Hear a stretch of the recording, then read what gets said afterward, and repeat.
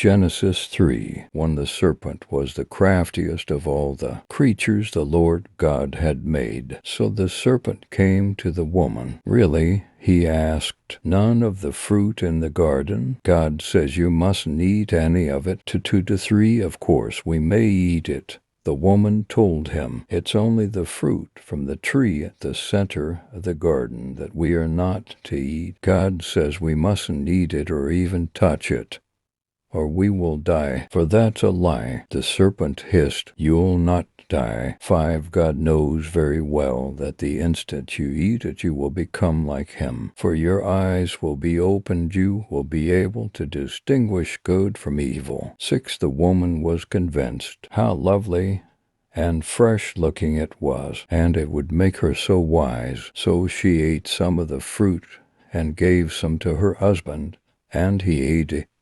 7. And as they ate it, suddenly they became aware of their nakedness and were embarrassed. So they strung fig leaves together to cover themselves around the hips. 8. That evening they heard the sound of the Lord God walking in the garden, and they hid themselves among the trees. 9. The Lord God called to Adam, why are you hiding? 10. And Adam replied, I heard you coming and didn't want you to see me naked, so I hid. 11. Who told you you were naked? The Lord God asked, have you eaten fruit from the tree I warned you about? 12. Yes, Adam admitted, but it was the woman you gave me who brought me some, and I ate it. 13. Then the Lord God asked the woman, how could you do such a thing? The serpent tricked me, she replied. 14. So the Lord God said to the serpent, this is your punishment. You are singled out from among all the domestic and wild animals of the whole earth to be cursed. You shall grovel in the dust as long as you live,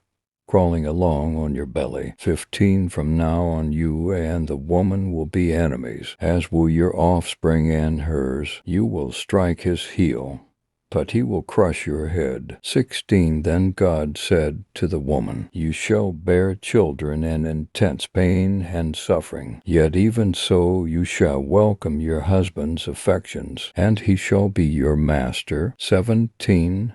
And to Adam God said, because you listened to your wife and ate the fruit when I told you not to, I have placed a curse upon the soil. All your life you will struggle to extract a living from it. 18. It will grow thorns and thistles for you, and you shall eat its grasses. 19. All your life you will sweat to master it, until your dying day. Then you will return to the ground from which you came, for you were made from the ground, and to the ground you will return. 20. The man named his wife Eve, meaning the life-giving one, for he said, she shall become the mother of all mankind. 21. And the Lord God clothed Adam and his wife with garments made from skins of animals. 22. Then the Lord said, now that the man has become as we are, knowing good from bad, what if he eats the fruit of the tree of life and lives forever? 23. So the Lord God banished him forever from the Garden of Eden, and sent him out to farm the ground from which he had been taken. 20. For thus God expelled him, and placed mighty angels at the east of the Garden of Eden, with a flaming sword to guard the entrance to the tree of life.